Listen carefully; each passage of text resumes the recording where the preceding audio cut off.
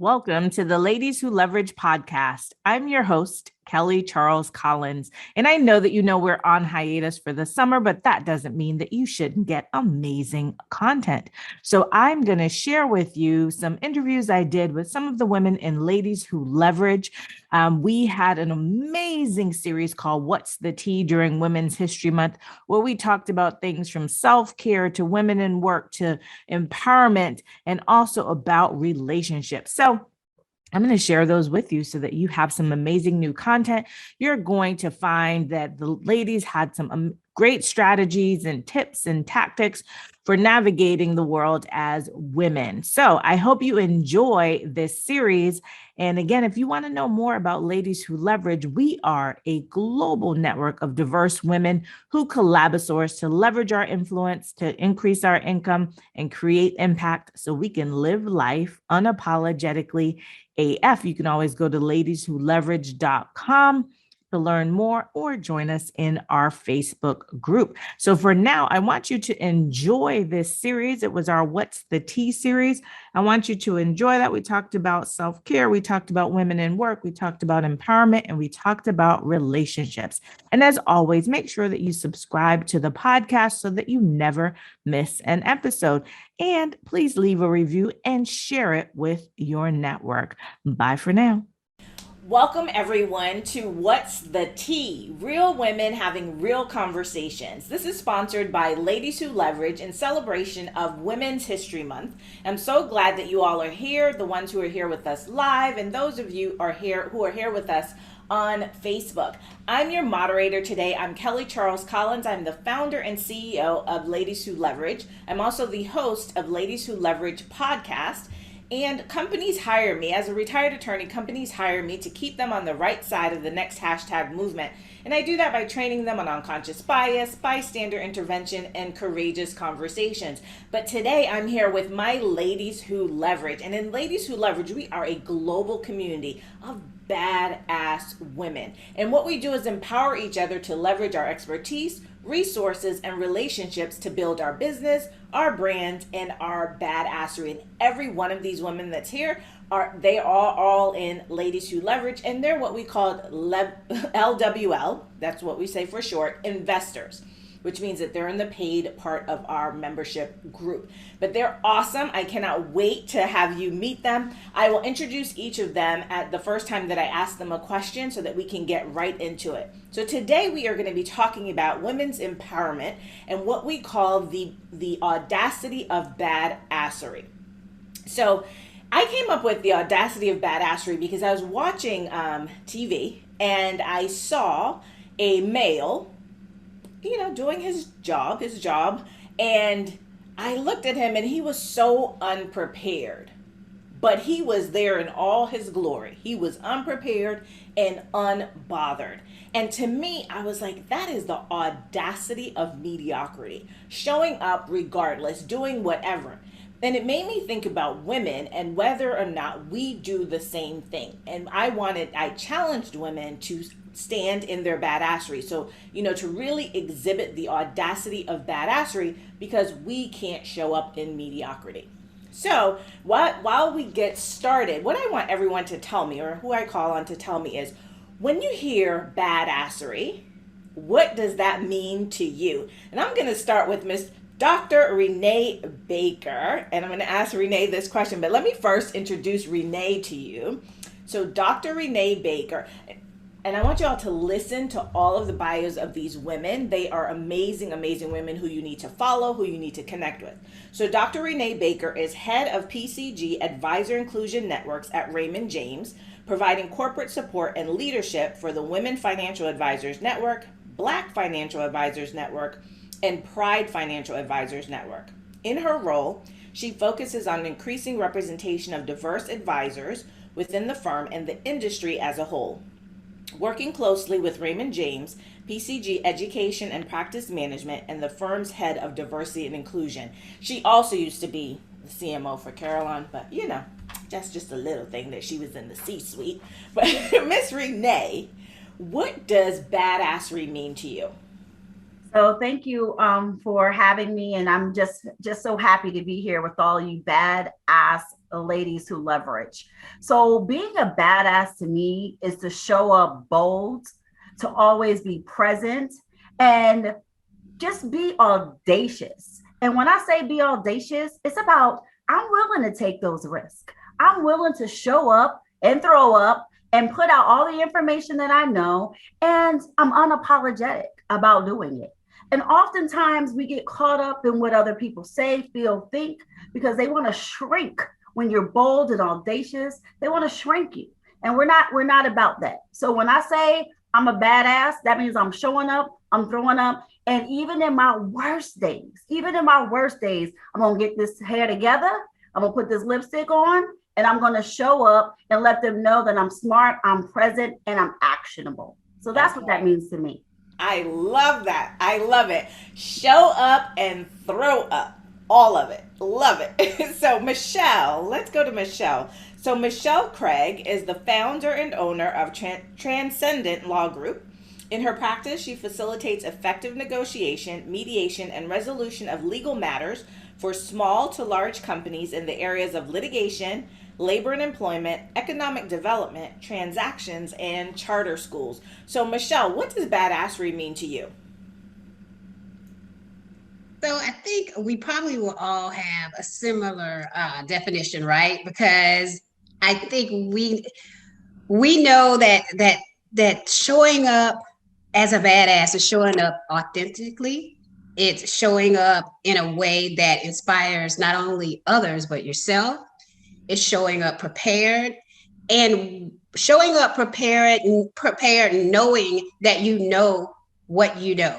I think a lot of times we show up totally prepared, totally ready to rock whatever it is, whether it's the courtroom, whether it's the boardroom, but we step back and we shrink. Being a badass is refusing to allow yourself to shrink. And I think we all are capable of the shrinking, right?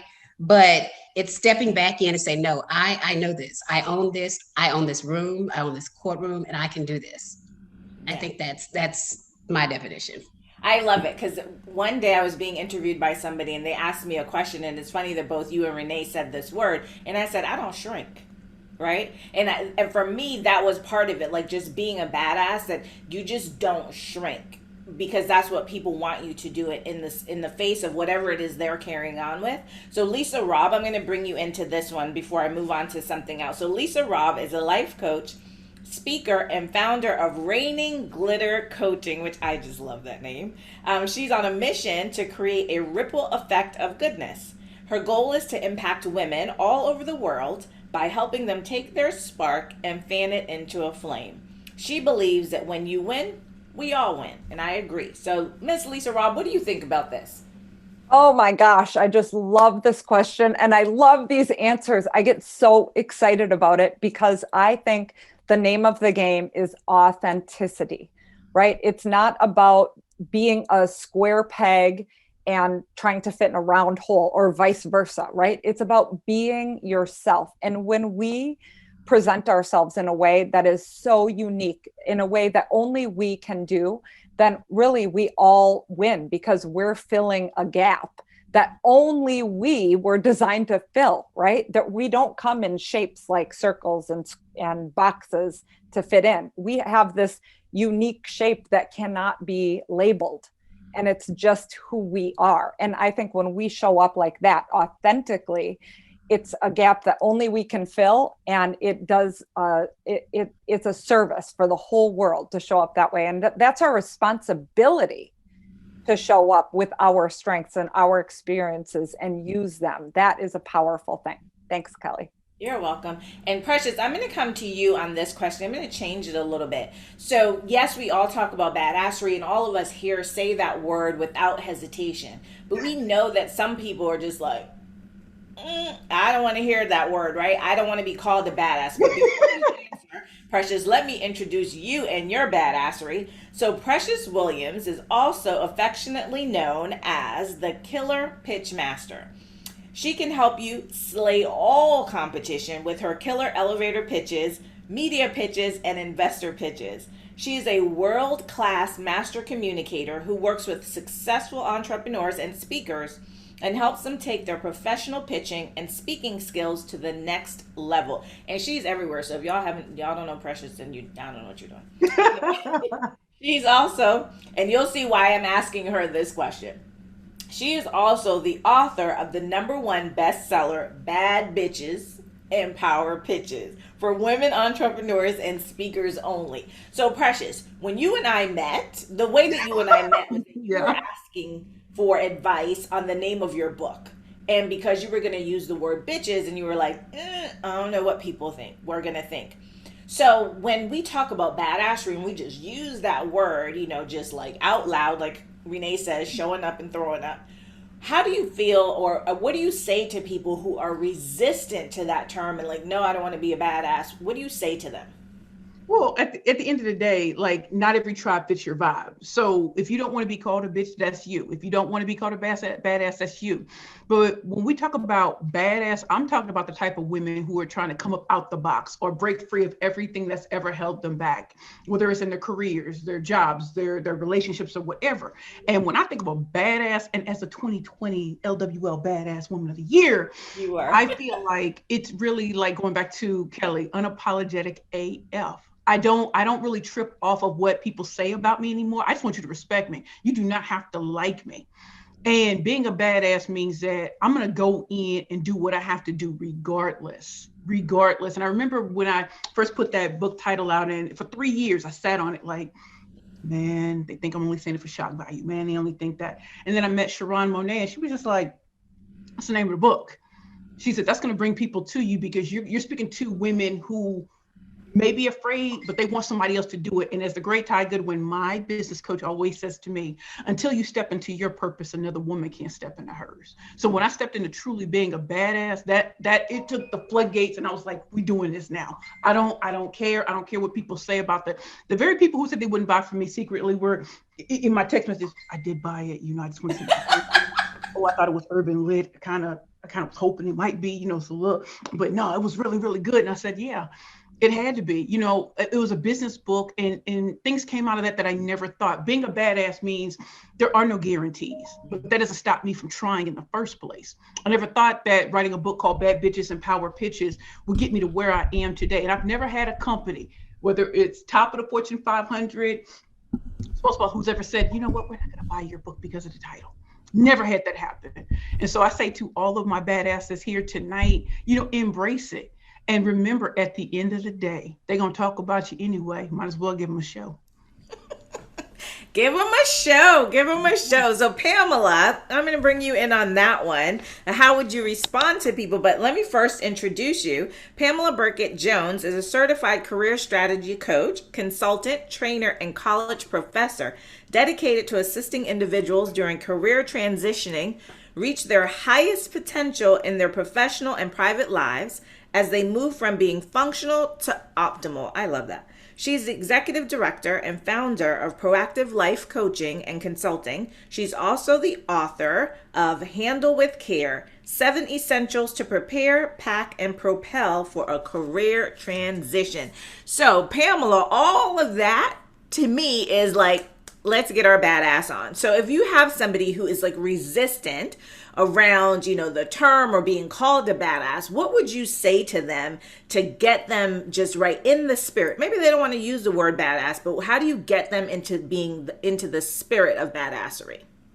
Well, I ask them to have them to look at badassery. It's actually empowering in itself, that word. It grabs attention. It should get that person motivated to own it. Definitely own it in their space and not allow anybody to shrink them down from where they want to do what they want, where they are now and where they want to go. And just being a badass, say, hey, I can do it. No one can stop me. Just eat it and just allow me to be who I want to be and who I'm destined to be. And that's what I say about owning that badassery. And it's definitely an empowerment statement. Awesome.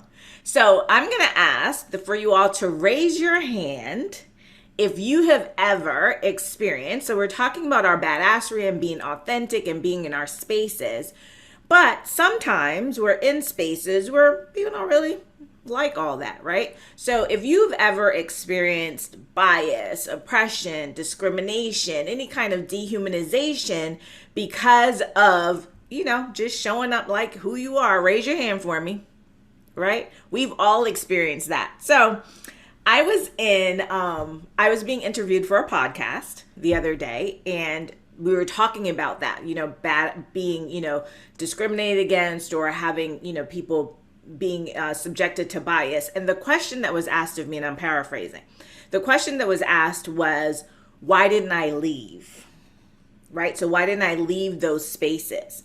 So I'm going to say this to Natasha, because Natasha, Dr. Natasha, as I will introduce her, is in STEM, right? So that's kind of a male dominated area. So I want to put this to you first, Dr. Natasha. So Dr. Natasha Anderson is a mechanical engineer. She's smart. She's really, really smart. Is a mechanical engineer turned award-winning STEM educator and STEM advocate. She's a STEM leadership consultant and dynamic and informative in-demand STEM motivational speaker. She is the podcast host. I think it's Stemming in Stilettos. See, I told y'all, badass, right? Who does science and heals and science and math and technology and all that? See, Dr. Natasha does that. And she's also an author.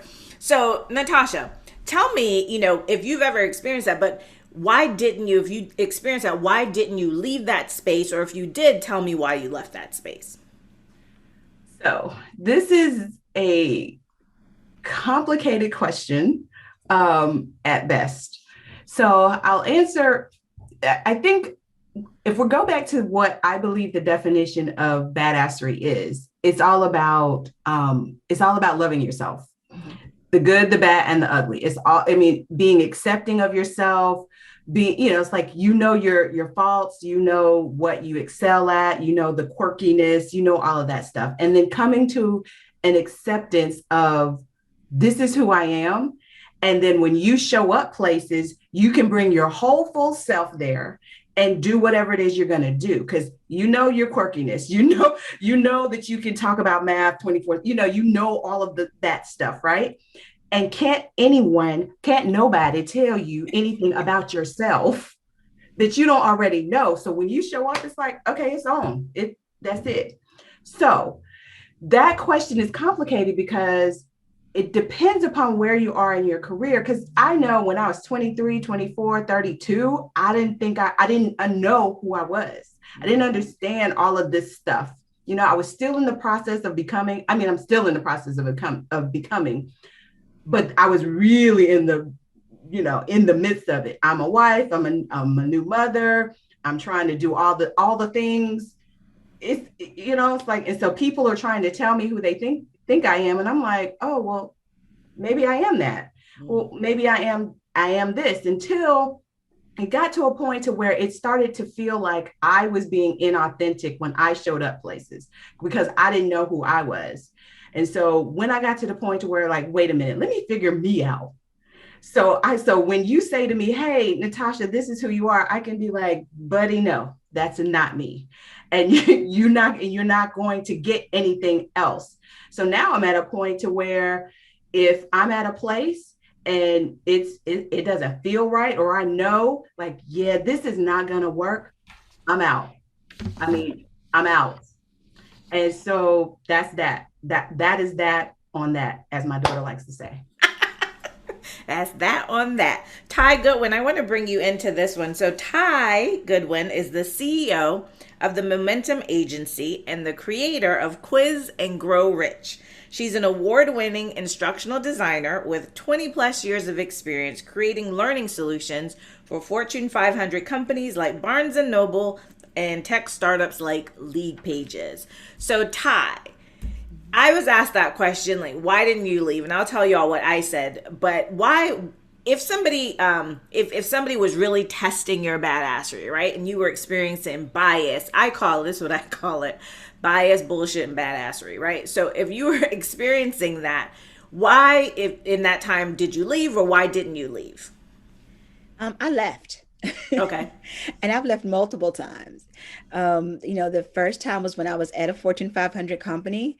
And I told them, I said, it is really not fair for you to ask me to become dysfunctional in order to work here.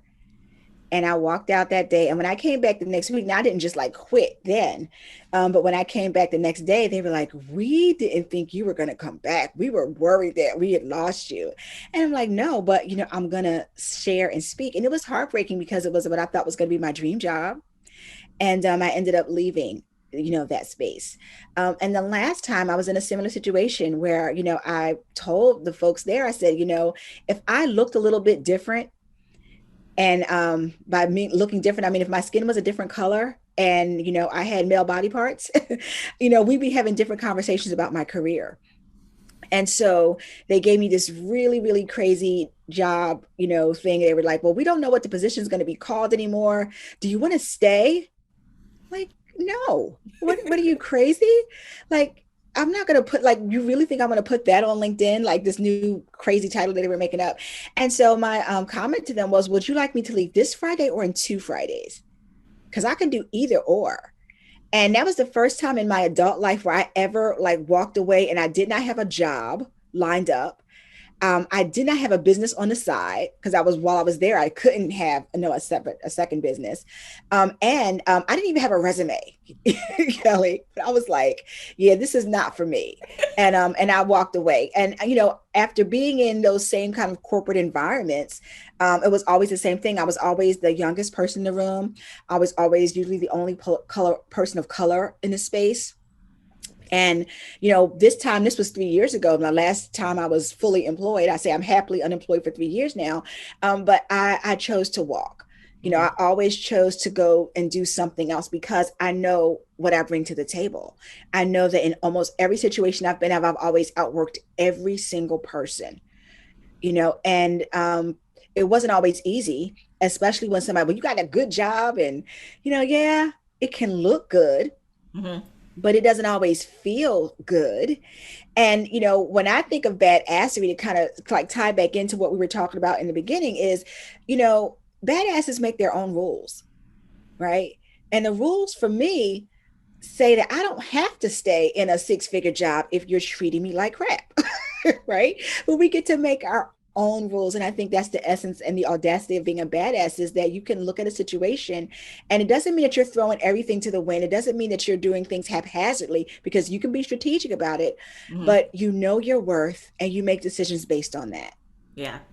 So it's interesting that you all say that, because both of you talked about leaving. And when I was asked the question, she said, why didn't you leave? I was like, I'm not going anywhere. Right. Because for me, then I was giving them power over me to make a decision about what was going to happen in my life and my career. And so I would not relinquish my power. So that was my take on it. So I love what you all are saying. And I think that that's the thing for us to take out of all of this. When we're talking about badassery, it is different for everyone, right? How you show up in it, but it all goes back to who you are inside and what you believe in. And so as we're talking about this, and we're talking about leaving or staying or showing up and throwing up, one of the things that comes to mind is that we have women who are not maybe as bold and as loud and as, out there as we are. We have people who are introverts and we have people who are extroverts. Like many of us are. I'm actually an ambivert. Right? I'm actually an ambivert. So in this situation like this, I am an extrovert. Put me in a room to network, like as a network, you'll find me trying to find the exit, because I'm an introvert in those situations. So when we're talking about badassery, and Lisa, Rob, I want to bring you in on this. When we're talking about badassery, if somebody is an introvert, what advice would you give to them about how they can still show up and show out, or show up and throw up being an introvert? Oh my goodness, that is such a good question, because so many of the women that I work with are actually introverts. And it is so important to know that just because you're an introvert, did we lose Kelly? No. Oh, you just flipped spaces on me. There you are. Sorry about that. That's all right. Just because you're an introvert doesn't mean you don't have something to say, right? Like, you still have a voice. So being an introvert being an introvert and being a badass are not like exclusionary. You can be a badass introvert for sure, because you have a voice, you have something to say, and the way you choose to say that is all you. You don't have to fit a mold. If you want to be an introvert, great, right? Write a book about it, do it your way. It's all about being authentic. So it goes back to that, right? But you can be introverted for sure and be a badass, be authentic to who you are and stand in your truth. Do it your way. I'm so excited. Oh my gosh, I love all of you guys. This energy is what? Renee. Renee, I want to bring you in on this because Renee, if y'all know Renee, okay, please follow Renee on Instagram. Please, you will thank me later. Please follow her on Instagram. But Renee, I want to talk to you about this one, about being introverted versus extroverted. Or if you're an ambivert like me, how is it that you show up and you show out every single day? Well, I think I've heard before, like everyone is different. And what I love about introverts is kind of like their stealth. I love a badass ninja, an underground woman who's getting it done, who doesn't show up and throw up. They just show up, right? So that magic, that underground queen magic, that is the real power. So while we are the extroverts in the world, we're out here talking about it. We out here talking about all the stuff we're doing.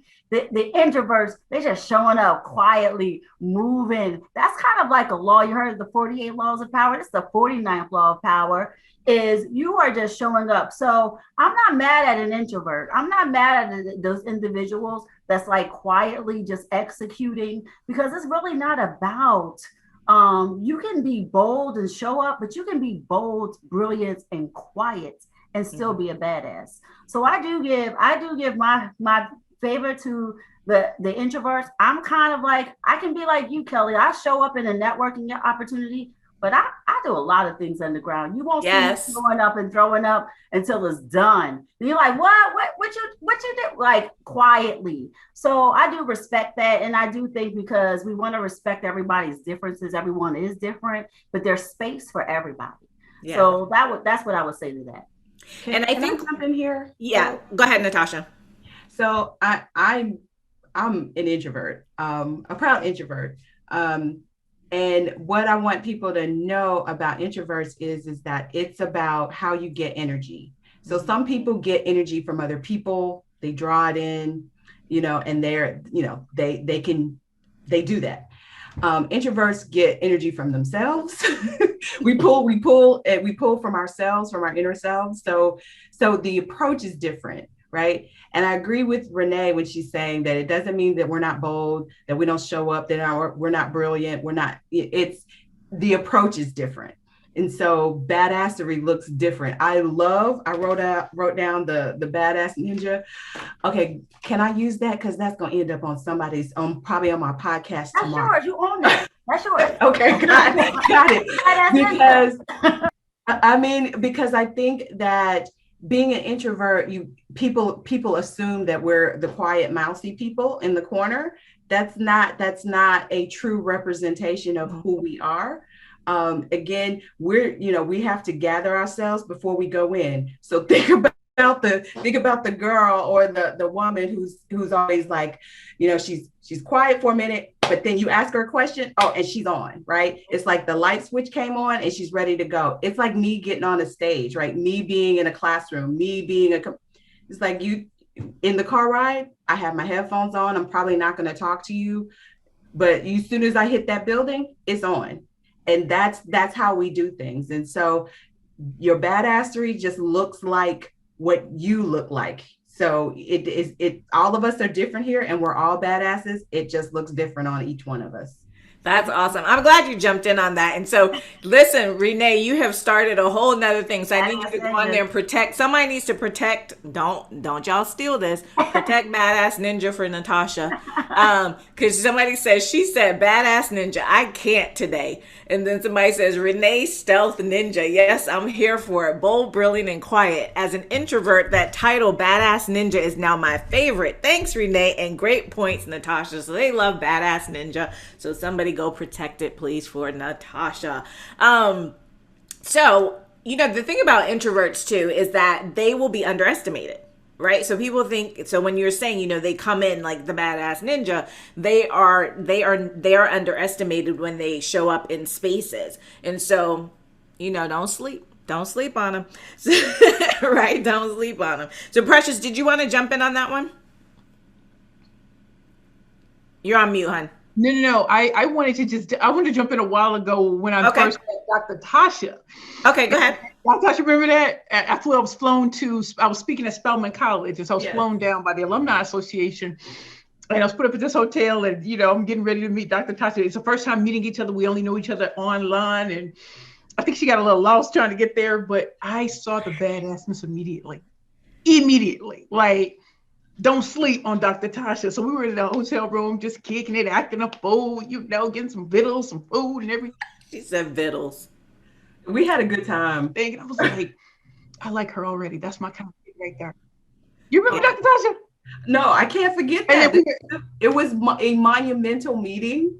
And I walked away, honestly, it's like, so Precious can be intimidating just a bit, right?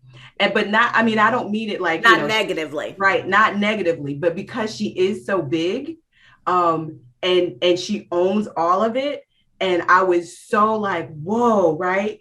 So, but after it, I was just like, what? Sorry, but I just said, well, goddamn, right? There was a part of me that was like, I want to be like her. No, seriously, I was like, I want to be like her. Like, I want to own that piece of her that owns every piece of who she is. And and so that has been, honestly, that's been my work. And so I feel like I'm stepping more into that as the older I get and the more I'm this is me. Yeah. So, I appreciated that meeting for way more reasons than all of the stuff, because we talked about a whole lot. We went there, but the reason I was bringing it up, Kelly, and all my LWL sisters, is because when we met, what I didn't tell Natasha at the time is I was so nervous. Like, I have a lot of energy out there, but this is my first time going back to speak at Spelman and Morehouse. And, there was a little grief about the title of my book, right? And so, when I finally came and got me and I went down to, Spelman and Morehouse for the professional development symposium, I had my books, right? And then they had me in a special room and, everybody was coming through, and I'm sitting there like this. Am I going to say the title of this book? This is a badass moment. Like, am I just going like, I'm from Spelman, I'm at Spelman, I'm in Cosby. This is the building I got my English degree out of. And, I'm talking and I say, you know what? I'm just going to go in with the title of my book. I'm going to say what I'm going to say, and it's just going to be what it is. So I'm saying it. And when I tell you, it was like women and men were just like, you the who? You go, what? And I was saying it, and I'm just going in, and like after they're like, where the book yet? Can I get the book? I was like, now I know if the president had been here, this would be a totally different situation. But they were loving it, and that's when I decided that no matter where I go, if people don't want the title or don't want the book, I probably can't be there. Another thing that happened is that's where I met a big time executive at the Federal Reserve Bank. She didn't care about the book. She was like, yeah, we're going to get that. We're going to get that. We want to book you. Yeah, we're going to book you for this and that or whatever, 4 seasons. And I'm like, I ain't never been to 4 seasons in my life, but I'm going to act like this is the normal thing because, I'm supposed to be badass. I'm saying? Act like this is what I'm supposed to do. And that's why I said, like, when I met you, Dr. Tasha, you were badass from the beginning. And yes, we have different personalities. And as I watch you grow, because when we met, it was like, should we be client, coach, whatever, and watching you grow has just been amazing. And in the beginning, you're like, should I get out there? I'm like, get out there, let them know, thug it out, Kanye West on them, get it, give it to them, because they need to know you're an engineer. I can't say an engineer. I can't even say I'm an attorney anymore. I can just say, yes, you can. You'll always be an attorney. You may not be licensed, but you're always an attorney. Flexing, stemming them stilettos, flexing them stilettos. Yeah. And Precious, what you just described, what both you and Dr. Tasha just described, I want to talk about with Michelle and Pamela. Pamela, Michelle, and Ty. I want to talk to you about this. Because sometimes, so we're talking about badassery and we're talking about our role, right, in owning our power and showing up. But there's also a role that the women around us play in being able to be that badass and being able to be comfortable. So Michelle, in your when you think about that, what role has women played with you in helping you to be a badass? So it's interesting. I mean, there's of course two roles, right? There's the role that does not help because I don't feel the camaraderie, and I don't feel like I can be myself. And I think, and I will say I didn't, right? Because I think the older you get, the more you find women who are like you, like your tribe. You, if you do not feel authentic in your tribe, if nowhere else, then you need a new tribe, right? So as I've gotten older in both my professional world and my personal world, my tribe have all been badasses in their respective fields. And I did write that down. Actually, I was like, in order to really flex your badass muscle, you have to play with people who play like you.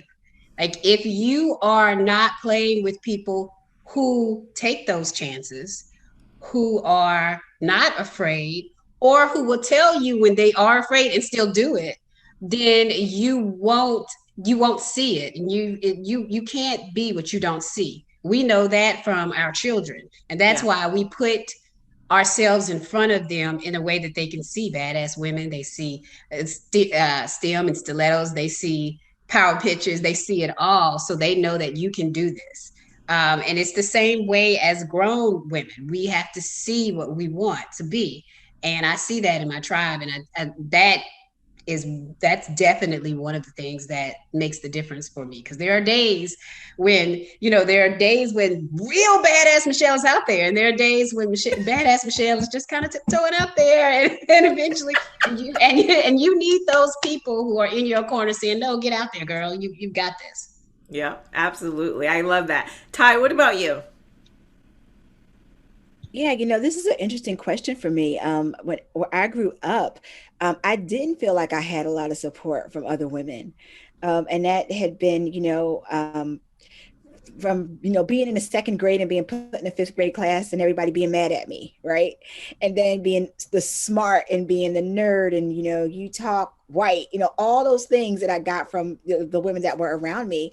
But at one point I made a decision and I asked for what I wanted. And I didn't ask anybody else, but it was more of a spiritual thing. And I said, I want to be surrounded by women who are generous and who are bold and who will sow into me. And I think that made a huge difference because I started meeting these amazing, wise women from all different, backgrounds that were able to sow into me. But I had to woman up and ask for it.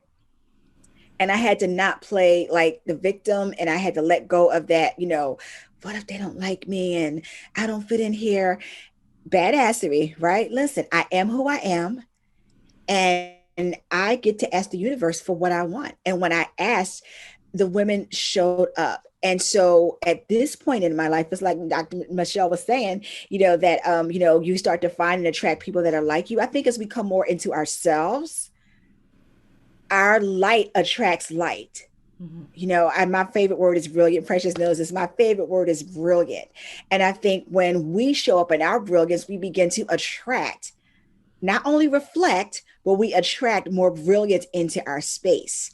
And when I stepped into that and I asked that way in droves, I'm surrounded now by women. Look at this panel, right? Look at the beauty and the greatness and the energy of this group. And everywhere I go, I am surrounded by that, to the point where when somebody says that, that whole thing about women don't like to work together, I'm like, who are you talking to? Right? Everywhere I go, women are generous. Women are sewing into each other. They are gracious. And so hold that mentality and watch what shows up in your life. Yeah, I love that. It's what you put out into the world, because self-fulfilling prophecies are a real thing, right? And so we will show up as who we believe that we are, and when we show up that way, the universe will bring those things to you. So if you show up in a space thinking, you're not good enough or whatever, a lot of that is going to come back to you, because that's the way you're showing up for other people. So we're going to talk about that in a second, but Pamela, I want to bring you in on this one, the role that women play, and anybody else who wants to chime in on this one, to just raise your hand and let me know. But what role do women play in this whole thing about being, helping you to be a badass and being able to show up in spaces? Now, for me, they play that's the fuel. That's what actually gets you going. And definitely with Dr. Michelle and Ty, they pretty much said it. So I will actually add on to what they say. It's the fuel and support that the women allow you and bring you back up and just give you that momentum to really stay in your badassery and to keep moving and to go further. So for me, it's definitely where they help you along to continue. And I'll be transparent. I really did not, until I became an entrepreneur a couple of years ago, I really did not lean onto my women power, of other women until I got into this space. Before, when I was in the working world, the 9 to 5, I was pretty much on my own, doing my own thing. But now when I get to this space, I really realize how much I need it. And ladies that leverage just come through of some of the women I've met being a part of this group. Yeah, I would love definitely that. say that. And I think some of us, I know that when I was younger, I was a tomboy. I didn't hang around girls. I was like, when I was in high school, I used to wear lumberjacks, boots, corduroy jeans, and be on the wall with the boys. That was that was my whole existence, was to hang out with the boys. So, but it is really important. Go ahead, Rena. I see that you want to jump in. Go ahead. No, I just want to say, I just love what I'm hearing about women. I think it's more about collaboration versus competition. And, when women come together, there's nothing that we can't do. And I've always just tapped into women, and I'm a girly girl, extreme, extra AF. And women sometimes, growing up, it wasn't always that way, but it never doubted my faith in women. I just had to find a new tribe. Like Precious said, every tribe is not your vibe. So I just kept finding and looking at women, because what I know for sure is on those down days, I can pick up the phone. I know I've done that with you, Kelly. Like, I don't know if I want to do this. And get out there. And I just think that it's power in all of us. So we just continue to leverage that. And I do believe collaboration over competition any day, and we can conquer all of this. Yeah. And like we say in Ladies Who Leverage, right? We don't compete, we collabosource. Collabosource is our word for collaboration. And it's funny because when I met Renee, it was almost like we were kindred spirits. It was like we could feel each other in this space that we were in, and we just connected from the very beginning. We just connected for some reason, and it's been on since then. And that's the thing, right? To find women who will support you, who, when it's time for you to cry, they'll listen. When it's time to celebrate you, they'll celebrate you. When it's time to correct you, they'll lovingly correct you, right? So it's not always about just rah, rah, rah, right? Sometimes you have to be like, sis, that's not it, right? And that's all part of being empowering. That's all part of helping us to stand in our badassery. So we talked a little bit about, when I said, not showing up and not being good enough or stuff like that. And we hear a lot about imposter syndrome. I have my thoughts around imposter syndrome, but I want you all to talk about, how does imposter syndrome play into badassery? What is the connection? What is the disconnect between, claiming imposter syndrome or having imposter syndrome and, being a badass? And can they coexist? I'm going to go to Precious. Yeah. Wait, can you hear me? Yeah. Oh yeah. Yes, they can coexist. I don't know. I don't really get with imposter syndrome. I don't think I feel like an imposter. I feel like, when I was coming up in the game, and I just want to say this before I answer that question, I really want to thank Ty Goodwin from way back in the day, because we go way back like beans and cornbread. We go back to, I was coming out of a dark situation, and she just took me under her wing, like, you gonna get it together. And I'm like, really? She's telling me things for 2 or 3 years. I'm like, I just now see it, right? I don't think that was imposter syndrome. I just needed to grow into me and just being like, and not having the fear anymore of what is she going to say? What is he going to say? What is Microsoft going to say? What is Google? Like, I'm going to show up as I am, and I'm just going to make you deal with it. It's like when we look at a Mark Zuckerberg, if he comes in with a hoodie or whatever, who's saying something? Nobody. If Mark, what's his name comes in with the black turtleneck and all of that, no one says anything. So I want to walk in the fullness and the freedom of, if I want to come in with a bright purple wig, if I want to come in with rose gold hair today, if I want to change my underwear and hair, that's what I'm going to do. The thing is, not everybody can take it though. Not everybody can take your shine. Not everybody can take your talent. Not everybody can take how big and how bright you are. And so to go back with I believe Renee said this, like I really have to go to where I'm celebrated and not tolerated. Some people will keep you around, you showing a little buzz, they like, okay, that's cute, but she's shining a little bit too bright over here. And you can't put Precious in a corner. So I just got to creep on over here to this network where nobody shining. put Baby in a corner. So you can't put Precious in a corner. So what I'm really saying is, so I don't really go with the imposter syndrome. I think sometimes we just need to grow into who we are, and it takes time, and it's a process. Yes, I know people love to talk about imposter syndrome. It's everywhere. Like lots of coaches are talking about it. And when it gets to the point where it's hit critical mass, I don't think it means anything anymore. And so just like all of us, when we're coaches, we're teaching and whatever, let's not subscribe to what everybody else is talking about. We can talk about it and use different language and use different words that are really emotionally resonant to people. So I can't subscribe to imposter syndrome. I can just say there were times I felt less than. Walking out of the Bowery mission, I felt less than. I wasn't, but I felt less than. And it took time for me to grow into seeing what Ty saw in me, to see what Kelly saw in me, to see what Dr. Tasha saw in me, to see what Pamela saw in me. You know, it took time. And I just want to thank all the women here. Pamela, me and you been in the same podcast group for the longest. And it meant everything that you bought my books. And I think you thought I was lying when I said, I'm gonna get your books. And I was on live like, what up? I got 2. What's good? Right, and you bought 2 of mine. And just showing love, or for Dr. Tasha, I got your books. You thought I was playing? Okay, that's what we doing. Okay. And just being like showing love in that way. Like women, we hold the key to so much for each other. And, can we be competitive? We can, but we can collaborate and get so much further. Yeah. And my badassness does not have to take away from her badassness. If you're an introvert, be that quiet storm and kill the game. I'm just going to shut up when you talk because that's all I can do. Quiet storm is talking. Yeah. And I think it's so important that, I always say you are what you answer to, not what you're called, right? So if you answer to, imposter syndrome, to me, that's again a self-fulfilling prophecy. We all are afraid sometimes, right? But that doesn't mean that we're a fraud, right? And that's what imposter syndrome says. And that's why for me, it has this tinge of like, no, don't do that because you're saying that you're a fraud. No, we're afraid, right? We all get scared. And when you get scared, that's your body, that's your mind, that's something telling you like, yes, right? Do it scared. Right. So sometimes we have to do that. Natasha, I want to bring you in because, you were talking about being an introvert. And I think sometimes we introverts, I think, lean in a bit to imposter syndrome. So I want to hear what your thoughts are around that and how that plays in with, still being able to stand up and be a badass. Well, so this is weird for me, only because I don't know. I'm kind of like you in the sense that I'm not sure that I've ever really bought into what it is.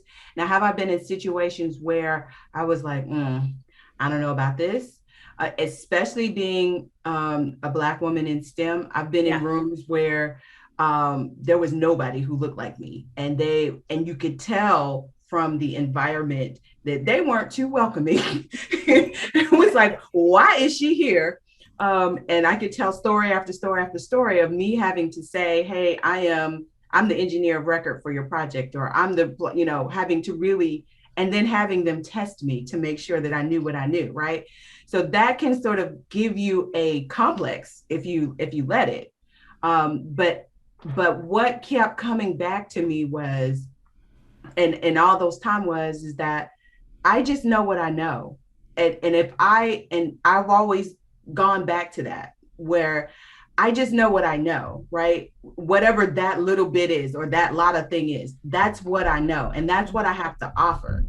And at some point, it ceased to matter to me whether you thought that was good enough or not. I had to come to the decision that it was good enough for me. And so if I can walk out of a room and I'd be like, oh man, I messed that up, right? Then I'll have to own that.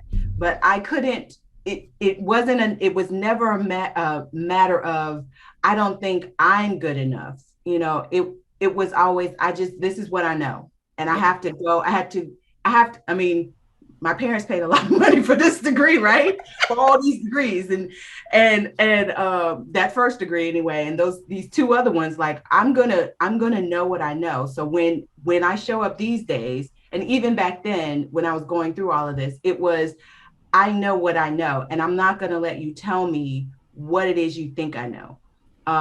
It's so funny we're talking about this on a professional sense when we were talking about engineering or education. I'm on it. Now, if you were going to ask me about Natasha, then we delve into this whole other thing that would happen. But after a while, now it's like, listen, you get what you get when I show up. Absolutely. Can Absolutely. I chime in, Kelly?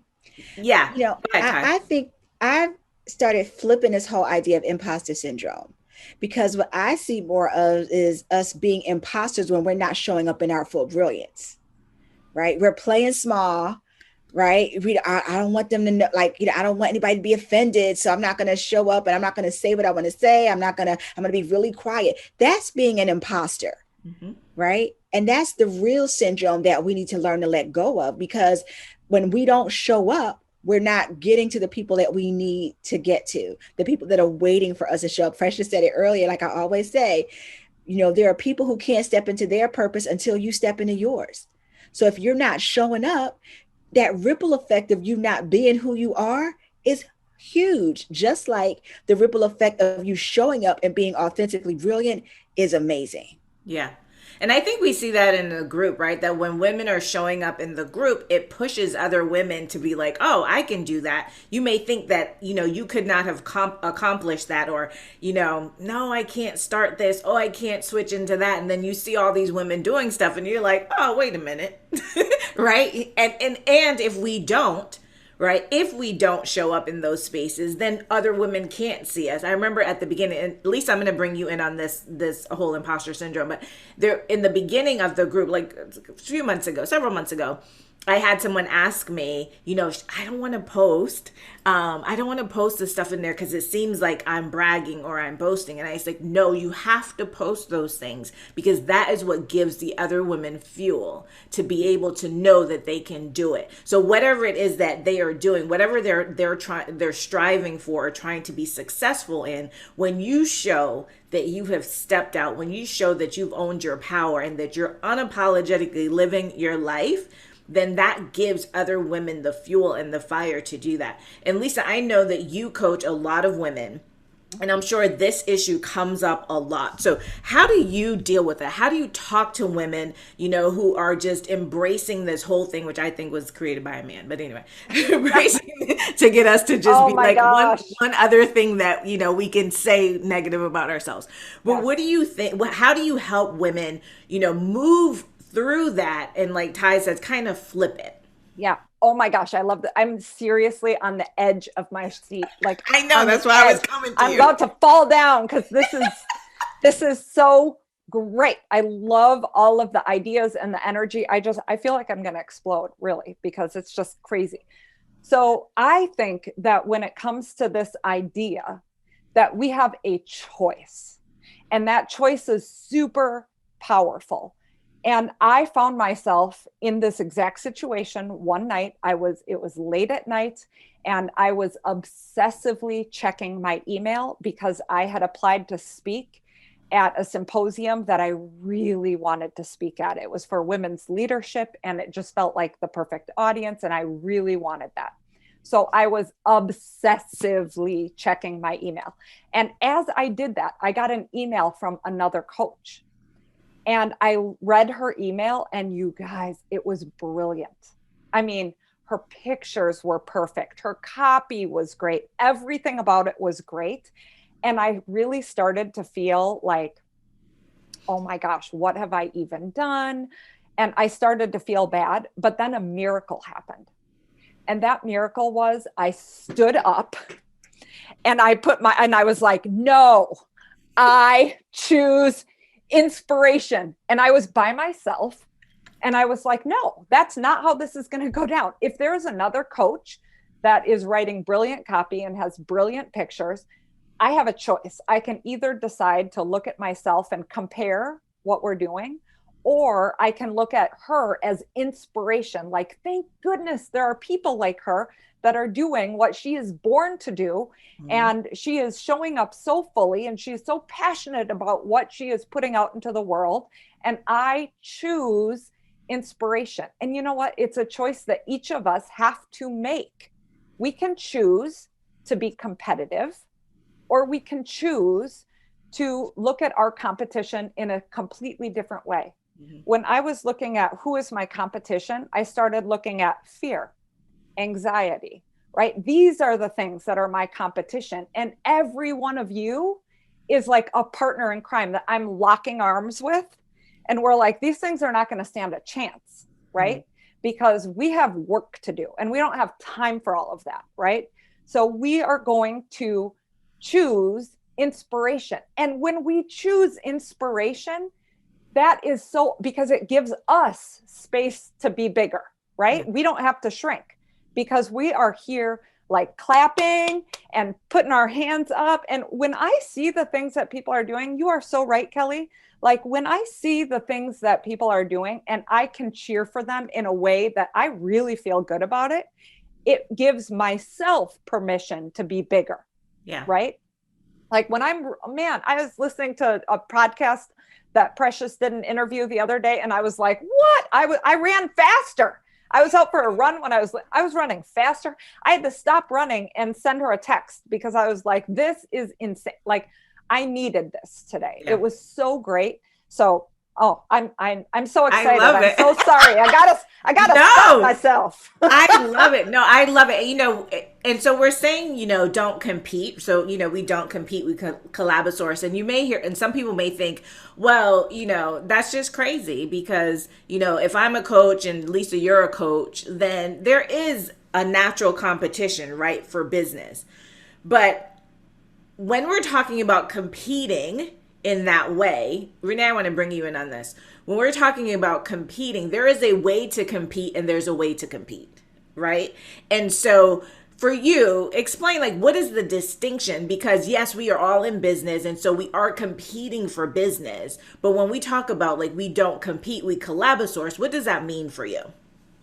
So I always think about the competition as a way to make me better, right? And while I'm in competition every day with it's Renee versus Renee. And I'm trying to just get better every day. That's like one of the things I say, I'm trying to get better every day. But when I look to see what other people are doing, I'm really there for inspiration. Like Lisa said, I'm choosing to be inspired by them. If you run faster, then that inspires me to catch up and try to run fast. And you're like, come on, girl. If you got the hot pictures, I'm like, yo, who is your photographer? So like your hair is hot, like, give me a call. Like, who is doing that? Your copy is good. Who are you? Like, how are you doing that? I see competition as a way to learn from each other. And I do think it's a special place in hell for people who don't help people, but that's a whole different topic for another panel. So whenever you want to get that, call me. Okay. But the thing is, we have to help each other. So I look at it as when you say collabosource, it is because we all are seeking inspiration from each other. So I'm all for it. It's enough success for all of us. It's enough shine for all of us. If you run fast, I'm that way I can chase you and then I'm picking up my game too. So I do see it as a source of inspiration, and it's never hate. It's always collaborate. How about that? We like that. We like that. What about Pamela? What do you think about that? Well, what I think about it as far as it's not competition, it's more momentum. I like that. It's more momentum. The work and seeing Kelly do her thing is showing me, hey, it could be done. So let me get my steam so I could call Lisa and say, Lisa, do you know a person that does this? I call Precious and say, Precious, who can you talk to? Or who do you know can help me? When I call Ty, I said, Ty, can you give me a couple quiz questions that I can put on my website to build up my lead magnet? It's just bring it all together, and there's enough business out here for everyone. It's just so many people out here in the world, and we do not have to compete, and we do not have to hide, and we do not have to get in our way and just talk, belittle each other just because we think that person's going to get ahead of us. We could just, and then collaborating is we can get on the same stage. Precious, she does the pitches. I help you get to, where you want to go in your career. So Precious teach you how to do the pitch. You go talk in front of the person, and her pitch will get you in the door of seeing someone else. So I look at it as we can work together. We can go on the same stage. We can have things like this. And then everybody can pick out who they want to work with to help them go in their direction. And that's the way I feel about it. And I always think about too that not everybody is your client, right? And you don't want to work with everybody, and everybody doesn't want to work with you. So I could be a coach and Michelle could be a coach, but we might not be the right coach for the same people, right? And so when we're in those spaces, we have to operate from a place of abundance and not scarcity. And when you do that, you will say, well, I'm not the right coach for you. Like I had somebody called me from Ladies Who Leverage, and they were talking to me. I was like, not me. Right? Not me. I'm not the person, but I know the person for you, right? Here is that person. You don't lose anything, right? By saying to other people, here, like, please go to that person, because that person will then remember that you didn't just say, okay, yeah, sure, I can do that. I can show you how to, do that. And you have no idea. But you were open enough and badass enough to say, listen, not my wheelhouse, right? Let me send you over here. I want to read some of the things in the chat, because one of the other things that I know is that when we show up, so, Ty was saying you do a disservice when you don't show up. When we show up and we speak up and we say things, you never know how it's going to impact anyone. The first, What's the Tea that we did, I received a message on LinkedIn from a woman who was like, listen, I have 2 small children, but I was rewinding this thing and watching it like 3 times because of what was being said. And, she really needed it. She said, thank you. And then she was sharing it and saying, y'all need to go watch the rest of them. So it's really important that we continue to say those things, to speak up. And so many comments have been coming in. I know there's some on Facebook too. So I want to just tell you a couple of these things that are in here. So somebody says, as an aspiring badass, I'm inspired and taking notes. Thank you, ladies. Badassery means doing it scared and keep going. What Ty is saying about deciding who you want to be surrounded by is perfect.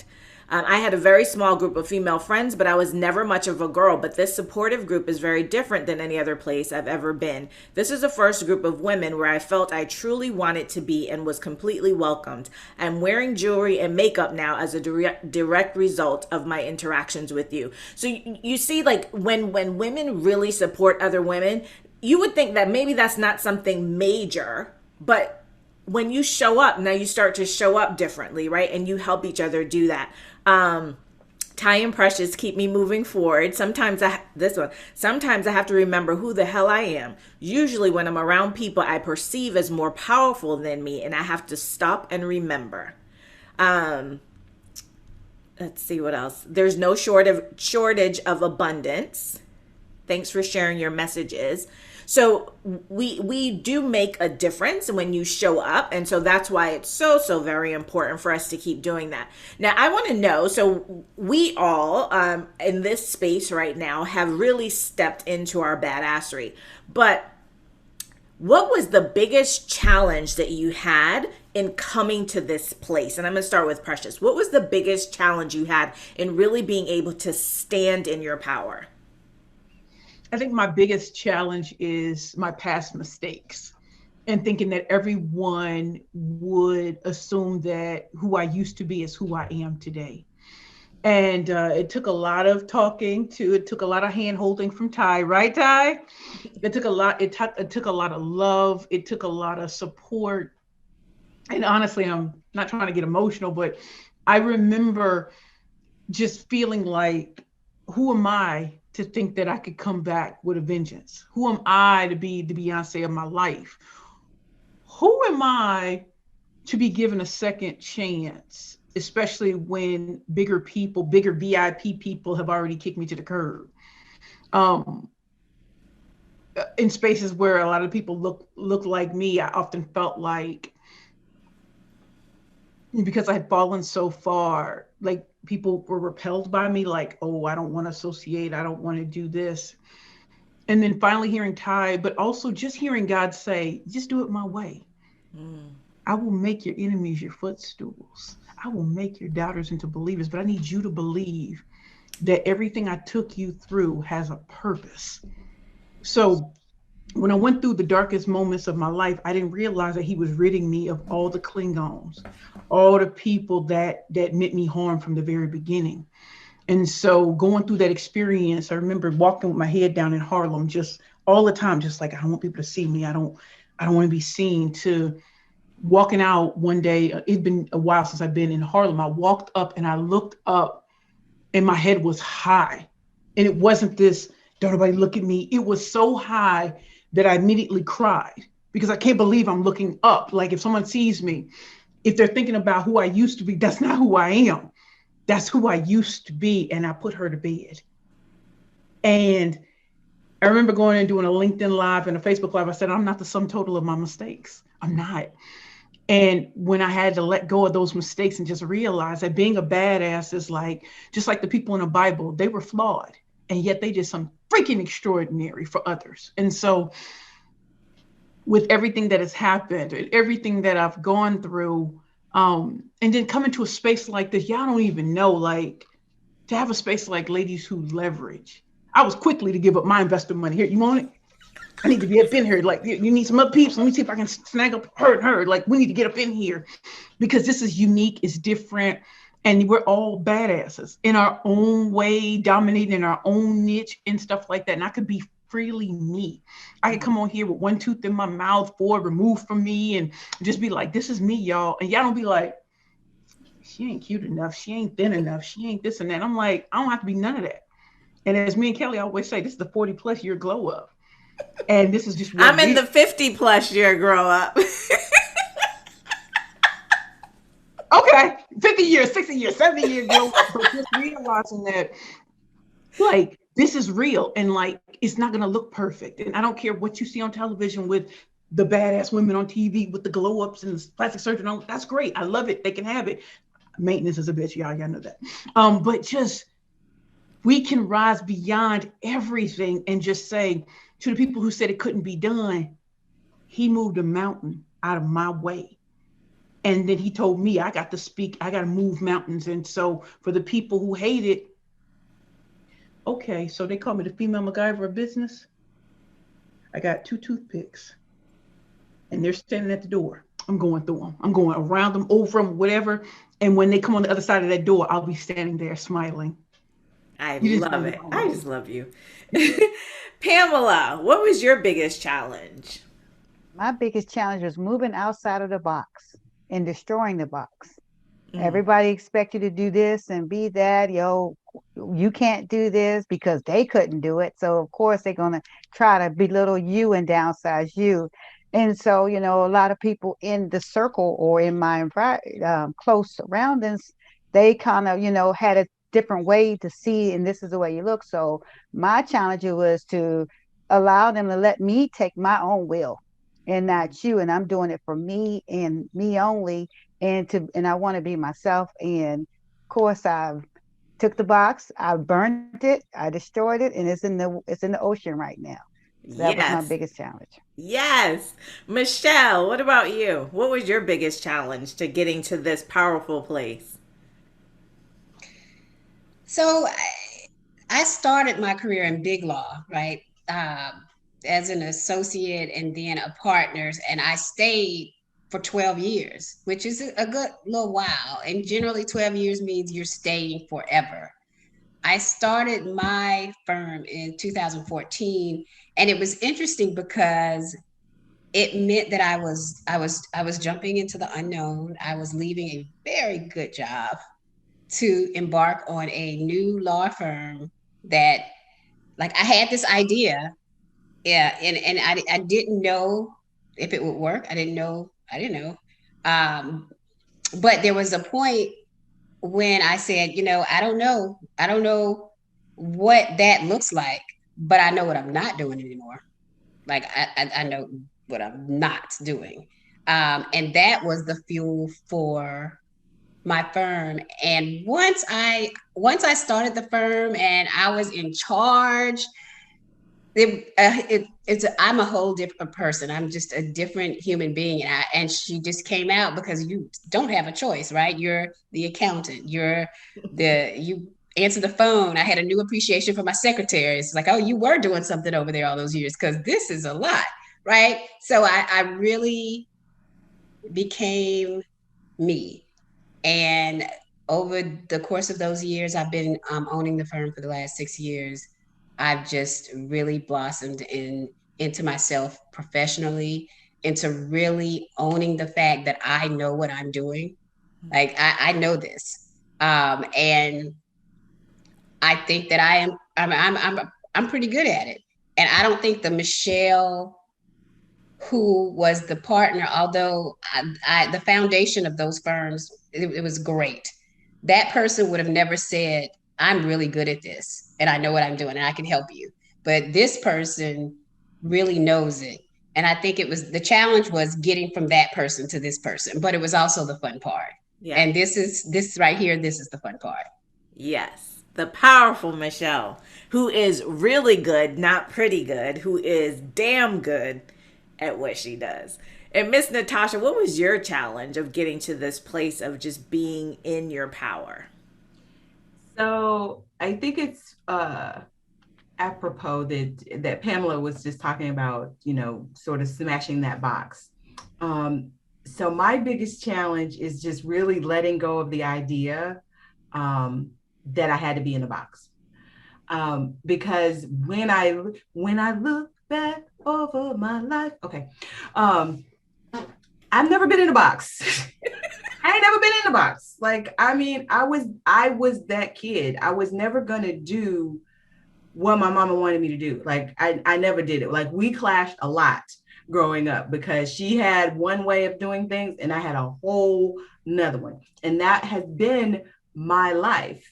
I went the way, like, there's nobody else that's an engineer in my whole family. There's nobody else that has a doctorate degree in my whole family. Like, I was, again, not saying it to brag, but I'm just saying I gotta go my path. Not bragging if it's true. Well, that's true. You're right. Absolutely. But like, everybody else was going left, I was going right. Right. It was just meant to be that way. I was never going to be in the box. And so for me, it was letting go of the idea that I had to be in the box. And once I realized, like, oh, okay, your journey's it's not going to be like her journey, his journey, my sister's journey, my brother's journey, my mama's, it's not going to be that. So you have to accept that and then move into it. And fortunately or unfortunately, that didn't happen until I was maybe closer to 40.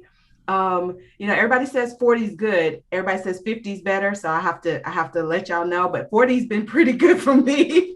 50's good. 51's good. But 40 was that, like, the light bulb sort of flipped on and was like, girl, you have to take a whole full charge of your own life. Mm-hmm. Like, you own it. The best advice I ever got was from a girlfriend I've had for like 30 years. And she told me, you never let someone else have control over your career. And it was like, what do you mean? I have a boss, I have a supervisor, they get to say. And she was like, no, they don't. And so it was like it was just like it crashed down on me. And I have lived with that advice in various and sundry different ways in my life from that moment on. Yeah, I love that. Yeah, you can't. And that's why when we were talking about, why did you leave? And I was like, no, they don't have that much control. They cannot have that control, because then they will, when you allow people to have that say so, then you teach people how to treat you, right? And so they will continue to think that they have that power over you, and you will relinquish your own power. So Lisa, tell me what your challenge was in getting to this place of power. Oh my goodness. I just So love many her. Oh my challenges. goodness. My challenge is from day one has been writing my story, because the way I thought my life was going to work out and how it is playing out is like, there is no script for this. And that's definitely my challenge. I started my career as a kindergarten teacher, and that's really where I thought I was going to end my career. So I did not understand when I started to feel like the roots wrapping around a pot. And it felt like that job felt like who I was, not just what I did. I loved it. So why did I feel like that? Why did I feel like there's something else? There's that voice, there's something else. And people are like, how could you leave that job? How could you leave that retirement? And I was like, I have to be true to me. I have no other choice. So then I went to pharmaceutical sales, and because I thought if I was a nursing assistant in a nursing home to pay for college. And I thought if I ever get out of education, I'm going into the medical field. So I couldn't afford to go back to school. I couldn't afford to go get another degree. So someone said, why don't you try pharmaceutical sales? I said, I don't even take Tylenol. But when I really got behind the value of medicine and how important it is to have medicine when you need it, I was like, I can do that. I loved learning about medicine and how it worked in the body. And it was such a great job until I started to feel like that again. Like there was that voice, there's something else. Now I am a life coach and a speaker. And guess what? I'm still writing my story. I still don't know how this is going to play out. And it's hard to be a badass when you don't know the end, right? It's like you don't know how this script is going to play out. So that is the biggest challenge. But to me, the fact that I get to write my own story and that I am the author is what makes it all worth it. But it's also the biggest challenge. Thanks, Kelly. You're welcome. And, Lisa, my mom says to me, my mom says to me, when you're born, your book is written. And I say, feel free to edit accordingly. And so, as we go along in life, one of the things that I know for sure is that life is not linear, right? So I started in college at 16 years old with a degree in fashion merchandising. I ended up, practicing law for 24 years, and I'm now a professional speaker and the founder of Ladies Who Leverage. And so part of being a badass is not having to always know what the end is, but beginning with the end in mind, that there is always a vision, right? So being a badass is also about being a visionary and understanding that there is a vision and that the vision can change, right? And you have the right to change your mind. I wrote a book and sent it to the editor and told him, give it back. It's not going anywhere, right? And so part of being a badass is being in control of the things in your life and understanding that when you decide that that's not the way you want to go and you want to take a detour, take the detour, right? Because that is what badasses do. They are in control and they stand in their power. So Ty, what was your challenge in getting to this place? My biggest challenge was learning to ask a different question. I spent a lot of time in my life, why me? Right? Why didn't that happen? How could they do that to me? And I spent so many years in that space. And I wrote a book called Girlfriend, It's Your Time. And one of the things I talk about in there is that there's a difference between brilliant women and bright women. Because there are a lot of bright women, but we're bright because what we do is we label our situations, or we ask the wrong questions like, why me? Or I never get, or no one ever helps me. And how come so-and-so gets all the opportunities? And we play that game with ourselves and we have that dialogue. But when I learned to ask better questions, and it was hard because it's easy to stay in that space, right? Right? We always thought the sad stories and all that kind of, it's comfortable there if you've grown up in that space, right? And when I saw other people that stepped out, and some of you will relate to this, how many of you grew up hearing that term, who does she think she is? Right? Right? And so if I do X, Y, and Z, I'm going to be separate. I'm going to be distant. And I learned to ask some better questions, right? So I'm not asking who do I think I am to have this. I'm looking at other people and I'm saying, well, how can I do what they did? Right? How did they make that happen? how did she do X, Y, and Z? And I'll tell you the story really quickly. I had one of those moments when I was starting out early as an entrepreneur. And I really, really wanted to write for the Huffington Post at the time. And I would submit stuff and nothing would happen. I would submit stuff and nothing would happen. And I got so frustrated. And then one of my clients was published in the Huffington Post. And I'm like, so, my first thought was like, why does everybody else, right? You go down that. And I said, okay, no. We're flipping this, right, Lisa? Right? We're flipping this. We're going to do something else, right? I'm going to be inspired. And so all I simply did was I asked her, I said, so how did you get in the Huffington Post? Mm-hmm. Oh, well, I met Ariana Huffington at this, event. Do you want me to introduce you? Yeah. It all right, but it was all because I just simply asked a different question. Yeah. But it was so hard changing my brain and training myself to not go to those old habits and get out of my own way. But the minute I started asking better questions, I started getting different results. That's awesome. I love that about asking a different question, and also not being so proud, right, or angry that you didn't go and ask the question. And then when she said, hey, do you want me to introduce you? Like, yeah, that's exactly what I want to do. And it's so funny because this past week I've been like in a funk, right? And I've been tears and had, my coaches, and it was because I was in that space of like, why is this happening over here? Why is this happening over there? Why am I not doing right? And I had to they had to help me like 3 days of coaching, just in really talking to me about who I am, just remember who you are and what you're doing, and stop trying to, sometimes we try to do things out here. Right? We see things and we're like, oh, I need to be going to do that. And y'all know, one of the things that I was trying to do was create this coaching program. And one day I had to just say, I don't want to be anybody's coach.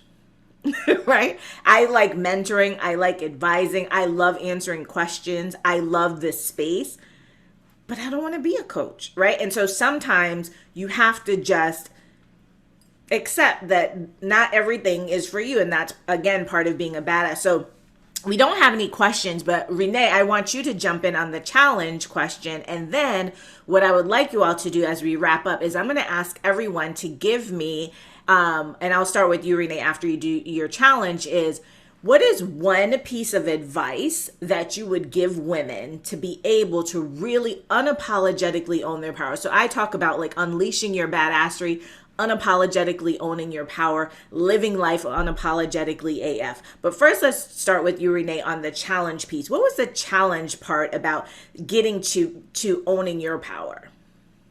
I think for me, I just got tired of being tired. And I got tired of, I had to learn how to walk away from the things that didn't serve me. And the things that didn't serve me was not owning my story, not owning my brilliance, knowing that I had so much to contribute, but it wasn't being seen because I wasn't showing up.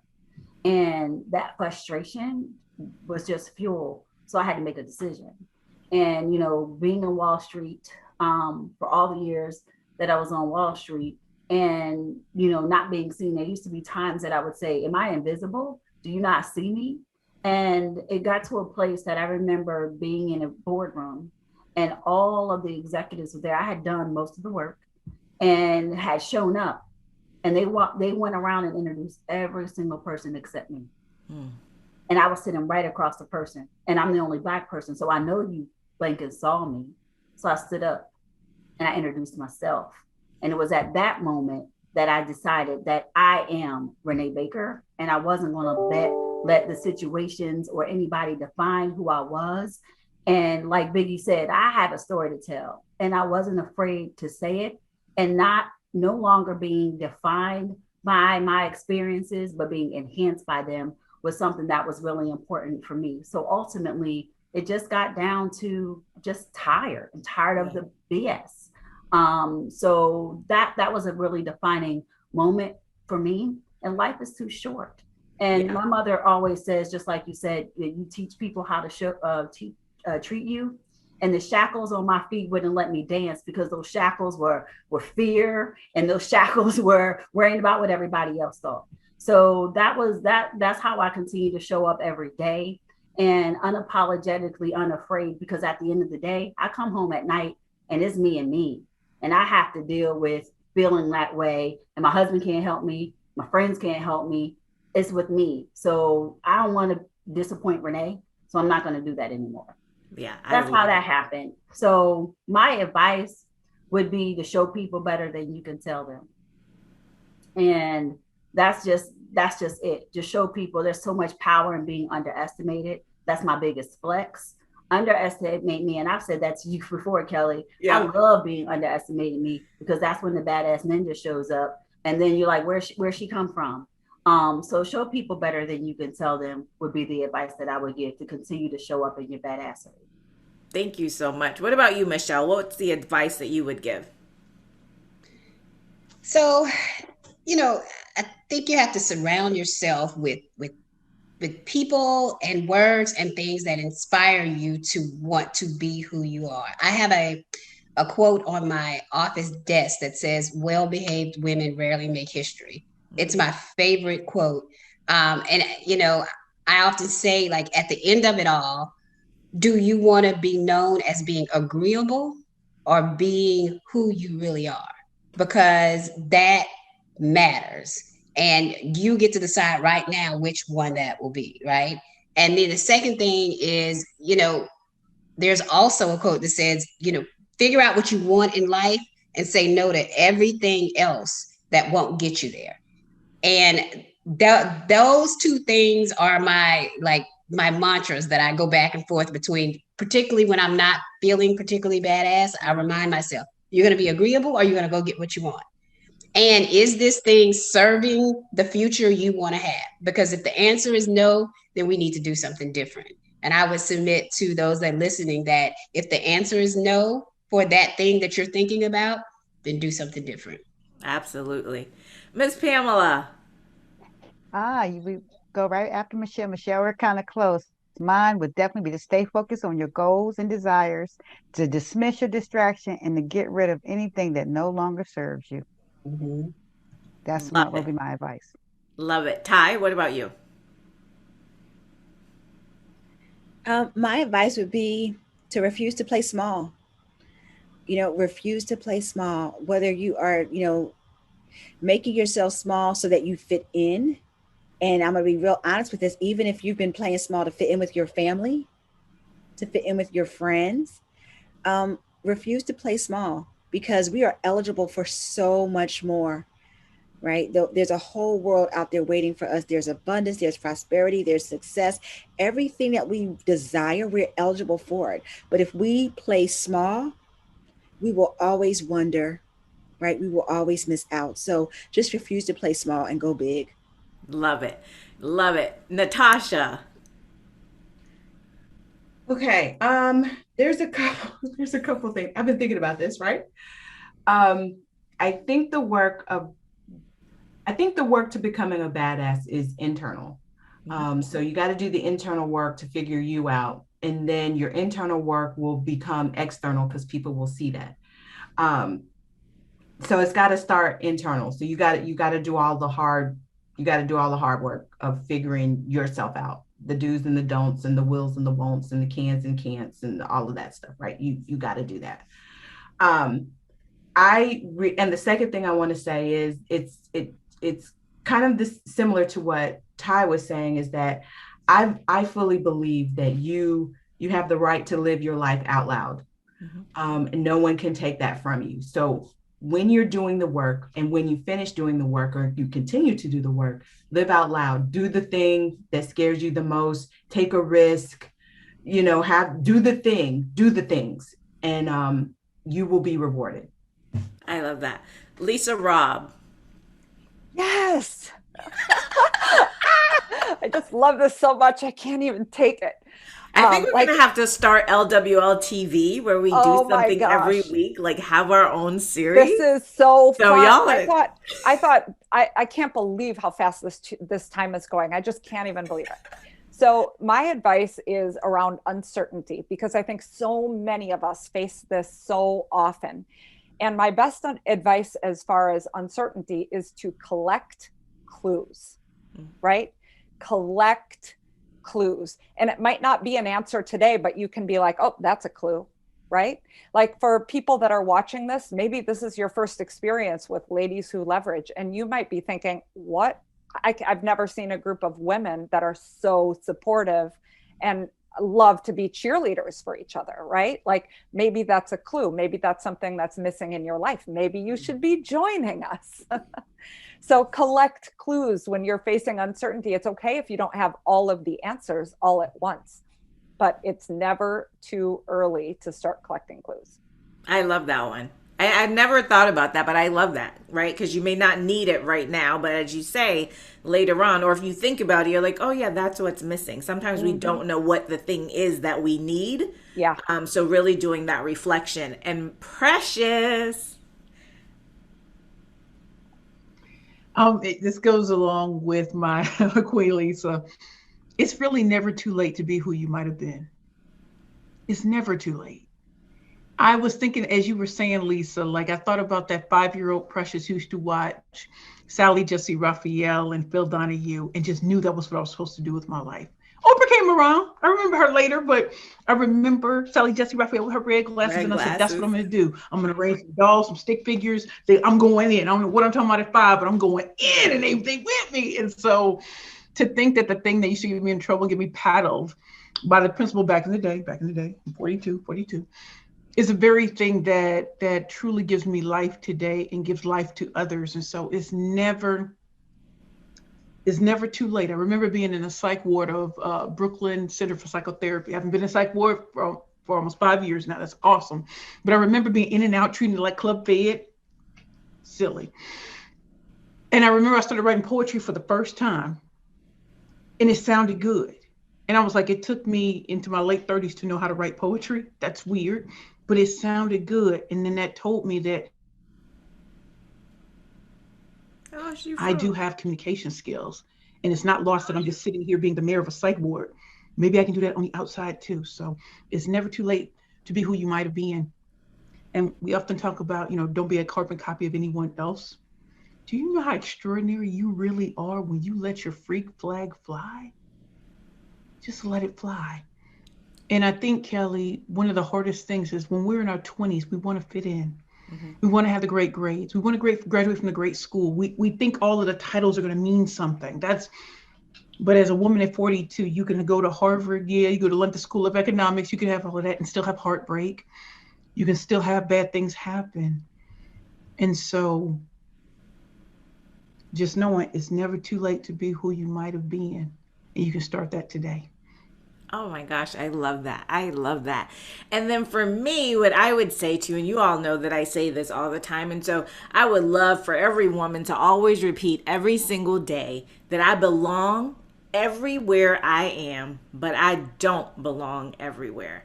I think that's so important to understand that you belong in any space that you're in, and what other people think about you is not your business. And if they're questioning why you're there, that's their problem. Let them find the answer. You already know. That is the place that you're supposed to be. But you also don't belong everywhere, which means that everyone does not deserve your presence. So that goes back to what Michelle was saying. When things and people don't serve you, remove them, right? And that is part of being a badass. So y'all are amazing, amazing. I love you. I appreciate you for just being all into this vision. Like the moment I said I was doing this, everybody's like, yes, yes, yes, yes, yes. So thank you all. Thank you everyone who joined us on Facebook. Thank you everyone who joined us here live in the studio. Ladies Who Leverage is, as I said, a global community of women, and it's really global. We have women from all over the world who are in this organization who really support each other, create community. When we talk about collabosourcing, we mean collabosourcing. And they talk about cheering each other on, but it's not just that. The women hire each other, we work together, we refer each other out. So when you come into a community like this, that is really a safe place for you to explore your hopes, your dreams, your desires, and then to have women really cheering you on to move you forward. I think Lisa was the one who said in her bio that when you win, we all win. And that is really what Ladies Who Leverage is all about. So if you would like to join us in Ladies Who Leverage, we have our Facebook community that you can come into. These women that you see on all of the episodes of What's the Tea are Ladies Who Leverage investors. So that's a higher level of membership where we meet and have summits and act as each other's advisory board to really help each other move our businesses and our careers forward. So I would encourage you to, once you come into the community, to explore, but to really start to do the work. None of us got here without doing work. Right? Wherever we are in life, none of us got here without doing the work. And when you come into communities, whatever community you are in, you have to really engage, because that's how you get to know each other. That's how people get to know you. That's how people speak your name in rooms that you're not in. And that is currency. If you are on Clubhouse, one of the things that you have to observe is the power of association. When you look at those rooms where they have 3,000 people and everybody on the stage is a moderator, watch and listen to what's happening. What's happening is that people are calling each other's names and talking about, oh, hi, I work with this person, I work with that person, even if they just call that person on the phone. Why is that? Because they're lending credibility to that person. And so everybody who's in the audience, they have no idea what the connection is, but they're like, okay, well, if that person who I believe is up here and is a badass is calling this person's name, that person too must be a badass. I need to follow that person. And that is what we're about. So Ladies Who Leverage is really about creating influence and impact in the world and for each other. So hopefully you'll join us again next week. March 26th is our final episode of What's the Tea, where we'll be talking about relationships, expectations versus reality. Please share this. The video is on Facebook. Please share it with everyone, women that you know, to really help them stand in their power and unapologetically live their lives. So we say live life unapologetically AF. Please listen to the Ladies Who Leverage podcast. Precious's episode just aired this week. So please go listen to her episode on ladieswholeveragepodcast.com. And again, go to thetea.live to register for Friday's episode. And all of these episodes are on that. This one will be up there sometime this week, but the last two episodes are there, so you haven't missed anything. So ladies, thank you all. Ladies Who Leverage, thank you all for your love, your support, your vision, and all of your badassery.